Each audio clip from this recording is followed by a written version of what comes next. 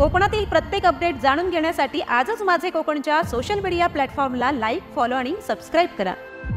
रायगडमधून एक मोठी दुर्घटना समोर येते। रोह्यातील धाटाव एमआयडीसीतील साधना कंपनीमध्ये स्फोट झाल्याची घटना घडली आहे।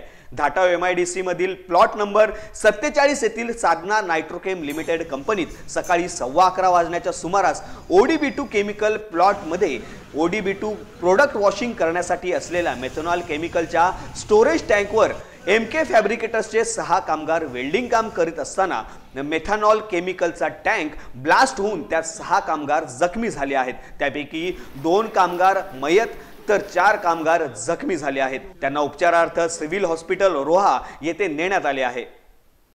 पाण्याचा कॉक दाखवायला माणसाला माहित नसेल आहे ना, तर उपयोग काय त्याचा? जवळ अर्धा तास बडी जळून आम्ही अर्धा सकाळपासून फायर ब्रिगेड आपलं अग्निशमन मेन म्हणजे जलणारी बॉडीला जाऊ द्या। जो वर्ग तो सनेरचा ज्याला मी नेला त्याला तुम्ही सांगा तुमची ॲम्ब्युलन्स होती त्यात नेत होते का कोण का गाडी चालवायला एक ड्रायव्हर नाही यांच्याकडे काय फायदा? मी आलो नसतो ना ही ॲम्ब्युलन्स घेऊन तर तो तसंच राहिला असं इथं ओरडत। बिडे कसं नशिबांसमोर स्थानिक कोण नाही, स्थानिक असताना तर खूप मोठा या ठिकाणी हे झाला असता। परंतु ते कारण तुम्ही पण काही गोष्टी तुम्ही स्थानिक प्रशासनात घेतली, तुमची व्यवस्थापन आहे, काही गोष्टी तुम्ही पूर्तता घेतली पाहिजे। लक्षात आलं काय?